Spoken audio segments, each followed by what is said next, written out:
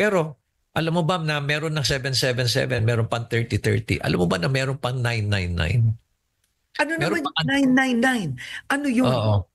Yung mga certain members of Congress na medyo may position sa kanilang mga organizations. How do they do it? Ang scheme niyan is gagawa ng medical mission. During that medical mission, i-jack up lahat. Presyo ng gamot. And at the same time, yung service, i-jack up lahat yan. Para may rebate. Para yung third party na gumawa nun, meron siyang 30% na ibibigay niya. Kung minsan nga nagmamakaawa na yung third party, sasabihin nila, sir, sobra-sobra na rin yan. So, very corrupted na 2025 na budget. This time, we don't want it to happen ditong 2026. Kaya, we're now building a coalition. Kami, Mayors for Good Governance, meron pang ang gagawin na Governors for Good Governance, tatayo. Tapos yung National Budget Coalition, yung mga retired generals, pati na rin yung Catholic Bishop of the Philippines. Pakita mo yung DOTR, nabawasan ng 92 billion. Kasi nga, ang ginawa nila, may deprioritization. Especially dun sa mga foreign funded na project or foreign assisted na project. Nilagay nila ngayon sa program. Kaya talagang significant yung reduction. Yung DSWD, I believe, nabawasan ng mga ilan kondisyon. Tapos kung ano-ano pa yung mga binawas. Alam nyo ba na hindi lang lumalabas yan, pati NCIP binawasan ng 400 million. So maraming mga ginawa. Pati yung mga priority na mga MUP, pension, at pati yung 4Ps na very well established yung parameters niyan at yung sistema niyan, talagang significantly from the program, nilagay siya sa program. Kaya deprioritization na naman yan. Pero tingnan mo, isipin mo, gumawa sila ng akap na walang sistema. Nilagay nila yan despite the fact na sinasabi na nga ni Secretary Rex na ayaw ko yung akap na yan. Ininsist pa rin nila yan. Obviously, isa lang ang purpose noon. Unang-una, pagkakaperahan nila. Pangatlo, gagamitin nila sa election. Kaya nga na-label yan as the most corrupt na budget. Now, Mayor, our legislators, whether they are senators or congressmen, kasi a source tells me, pati senator daw hindi lang congressman, are they parking funds in provinces, right? Like ito, yung dalawang probinsya na yun, no, na allegedly in Mindoro, why would they have 20 billion, 21 billion sa 2025 budget for DPWH? May nagtanong nga sa akin, anong tinatayo nila dyan? Skyway ba? Diba? Diba? Skyway na ba do they park? Ganun na ba ang racket ngayon? Why do they do this? What's the system? Alam mo kasi, mismong isang senator ang nagsabi sa akin na, alam mo, Mayor Benji, grabe ang pagbabawas nila sa amin sa Senado. May pa-parking pa sila. Dati-rati naman, wala naman yung parking ngayon. Na yan. Ngayon, may pa-parking. Unang-una, hindi ko nga maintindihan yung parking na yan. Saka ko naintindihan na lang nung nalaman ko na, meron pala. Alam mo kasi, all you have to do is go over the GAA. Makikita mo dun yung nakaranking kasi yung bawat distrito dyan. Kaya makikita mo kagad kung sino yung most privileged na distrito dyan. Pero ang problema sa mga mambabatas natin, they don't really read yung entire GAA. Yes. Ang titingnan lang nila dyan is, ay, nakita ko ba yung distrito ko? Okay yung distrito ko. Okay na. Satisfied na sila dyan. But they don't look at the entire GAA. Babasahin nila yan na maayos. Hindi ganun ang ginagawa. That's the way it was explained to me. They don't really care kung anong may bigay sa ibang lugar. Basta importante lang sa kanila is distrito ko. Have you been to a budget hearing of the HOR?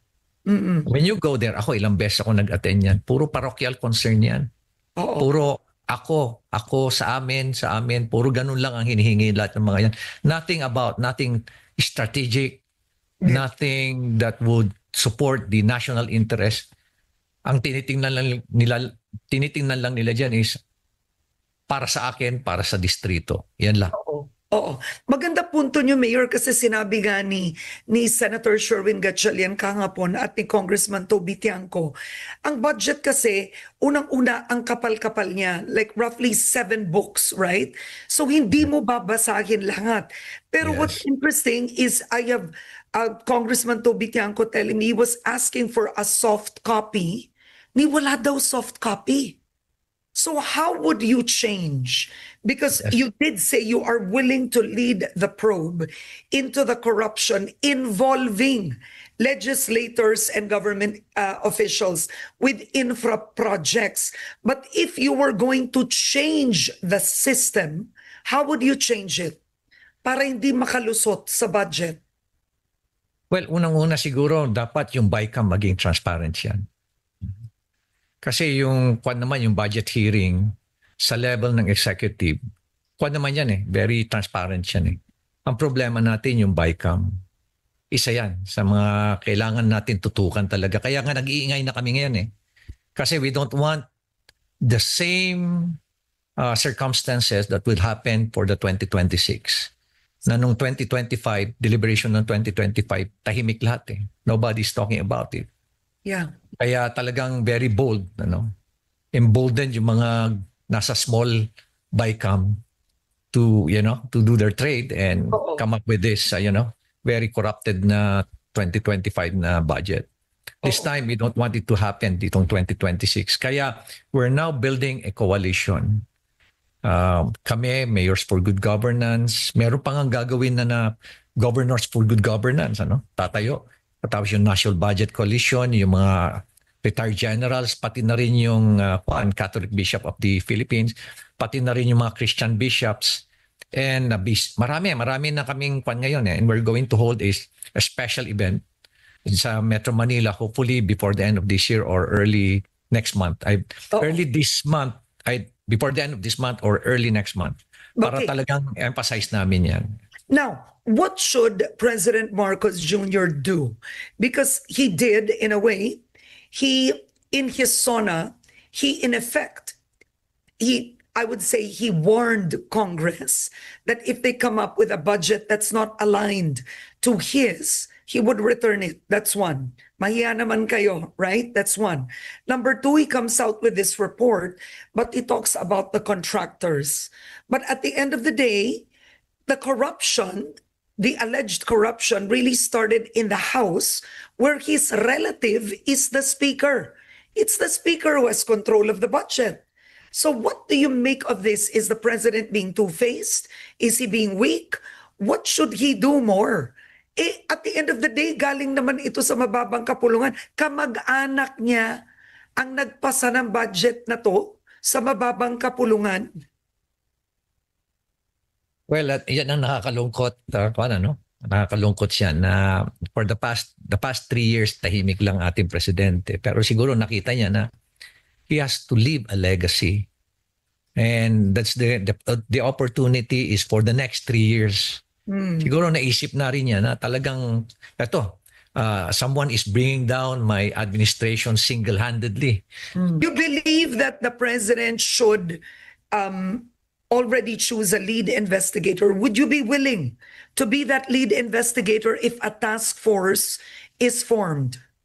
Sabi ko nga noon, Karen, I'm volunteering to take the lead. Anyway, I've done it before dun sa NIA investigation in 2013 when no less than President Noynoy called me up sa Malacanang. Sinabi niya, I want you to lead the investigation. Oh. At nagulat ako dun sa hindi lang pala tip of the iceberg yung na-hit namin. Nagulat kami na ganun pala katindi. It's nationwide yung anomaly na nangyayari sa NIA. And I'm pretty sure na itong flood control and all the other anomalies in lahat ng project, talagang it's something widespread. It's something highly syndicated. Probably that's the best term na magagamit ko. Highly organized and highly syndicated. Oo. And a viewer right now says that the government should actually ask all the government contractors to submit to the BIR so that the government at least can collect part of the money, right, that was supposedly plundered. That would probably be the subsequent action. Ano? Mm-mm. Ang importante muna rito siguro is makuha mo lahat muna yung mga dokumento, especially yung Oo. mga detailed unit price analysis. Malaking bagay yung mga dokumentong hawak ngayon ng COA. Mm-mm. Because doon din kami nag-umpisa nun eh. Oo. Pero alam mo, if you're the lead investigator at hindi mo makompel yung ibang agency na mag-submit sa'yo, yun ang challenge. Kasi noon talaga nahirapan kami noon during the initial phase of our investigation to sa NIA anomalies. Ano? Mm-mm. Kaya nga humingi pa ako ng additional na authority na talagang i-compel yung ibang ahensya na i-submit sa amin yung kanilang mga dokumento. Kasi doon lahat makikita mo na kaagad doon yung mga kalokohan doon. Oo. Actually, isa rin kayo, actually nauna kayo. You exposed yung kalokohan ng pagbibigay ng ayuda. So I wanted to ask you about this. So you have Representative Toby Tiangco saying that, I will quote, pag sumama ka sa Bagong Pilipinas Serbisyo Fair ni Speaker Martin Romualdez, dun ka daw bibigyan ng 777. Ito 7 million worth of AKAP, 7 million worth of TUPAD, 7 million worth of AIX, 7 million worth of MAIP. Ito yung medical assistance. So he says technically this isn't cash given to you, but it's set aside for you, right? And, Yes. and you were actually offered. You were offered the same amount. Well, alam mo kasi may totoo yan, ano, Karen, ano. We were also offered, pero siguro mas lesser na amount kasi Oo. ito na yung sa local government na eh. Pero ang maganda nito is, alam mo, nung nilabas ko yan, di ba inaccuse pa nila ako na nagsisinungaling ako at gumagawa lang ako ng istorya. Mm-mm. Now, no less than someone in Congress is talking about it and confirming it. Ano? Alam mo, hindi lang 777 yan, Karen. Ano? Meron pa nga 30 yan eh. Oh, wow. 30. Kung ikaw ang 30 million nag-host. each. Oh, my. Yes. Kung ikaw ang host, kaya nga nag-uunahan silang mag-imbita eh. Kung ikaw ang host, you get 30. Kaya nga nahirapan yung mismo mga regional directors ng DOH, DOLE at DSWD. Baka ang problema nila kasi is mag-ulit-ulit redundancy.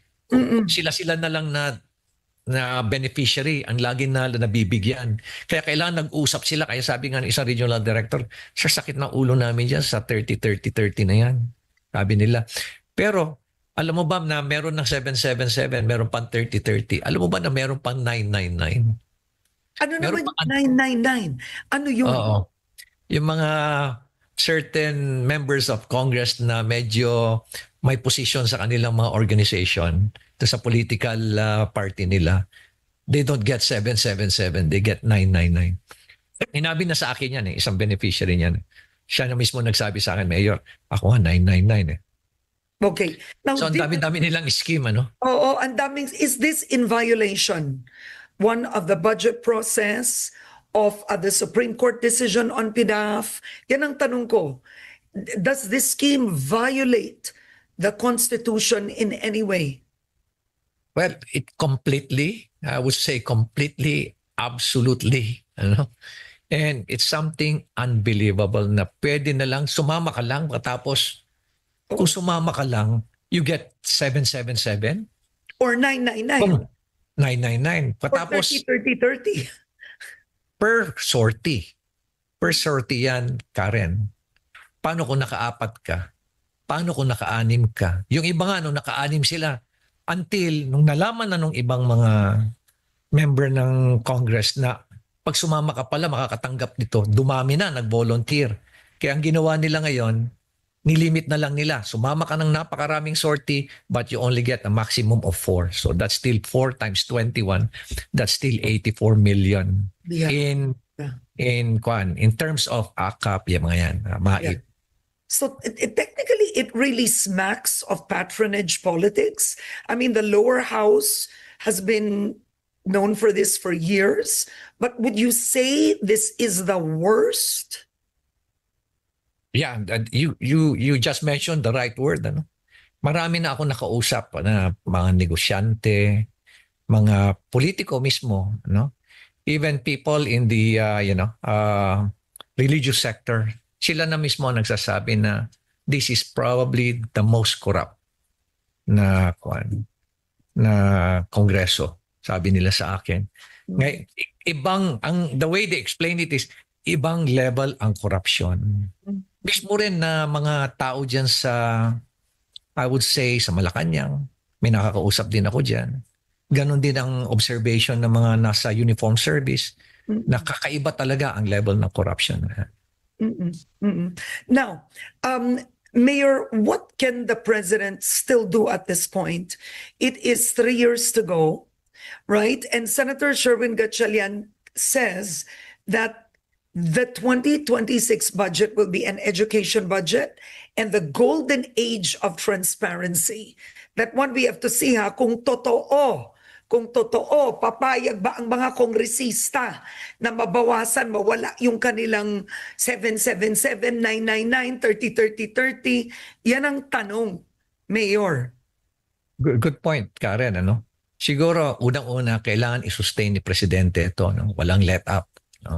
Pangalawa, kailangan na niyang magkaroon na talaga ng formal investigation para makagather na talaga ng evidence. Kasi yung mga pinapadala lang sa kanya, mga kwan pa lang yan, lead. Kailangan talagang ma-convert mo to into pieces of evidence. At sa huli, ang end result niyan dapat may makasuhan. Hindi lang dapat mga kontraktor, hindi lang dapat DPWH, mga politiko dapat.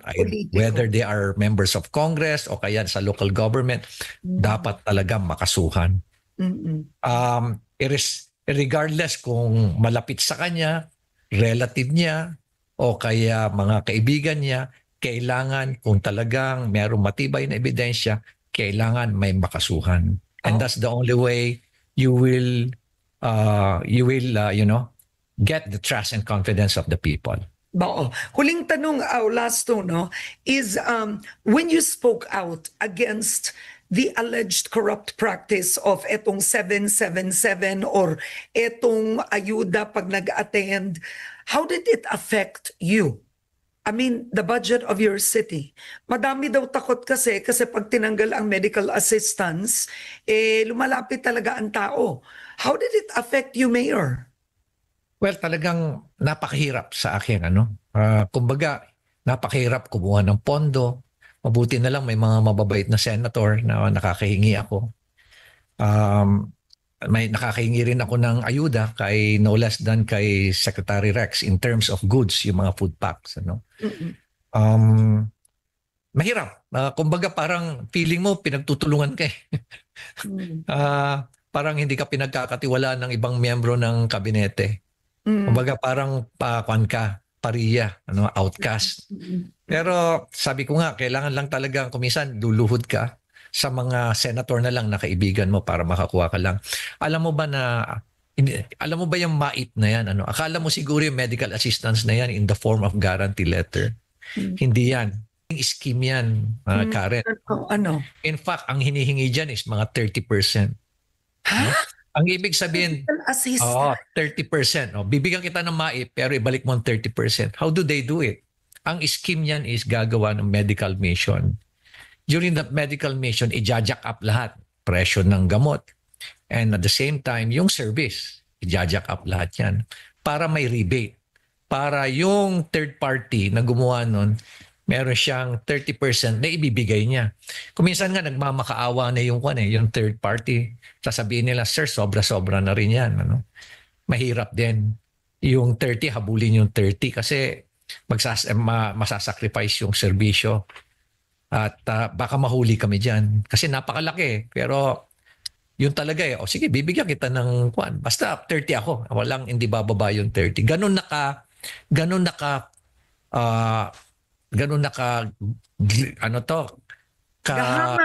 Gahaman, yes. That's the word. Gahaman. Gosh. Yeah. So, Mayor, I think to end is you still won as mayor, but were services affected in your city, right? Yeah, napakahirap. This is probably the most difficult na campaign ko. Ano? Kasi marami pala akong kalaban dito, lalo-lalo na hindi lang pala yung kalaban ko rito, yung isang congressman na tumatakbong mayor. Pati pala yung mga kasamahan niya na sumusuporta sa kanya. Nakapareho niya. Oo. At kalaban ko rin pala rito, kaya napakalaki na kanilang pondo rito. Pero mabuti na lang, they were not able to sway yung mindset at yung yung integrity ng mga tao dito sa Baguio City. Oh, wow. Okay. Well, we don't have enough time, but I want to thank you so much for joining me today. You've revealed a lot. And I think in the end is you will work if the president assigns you. You will take the lead in investigating. You will take it if he offers you. Is that fair? Yes. Thank you very much, Karen. Yes, absolutely, definitely. All right.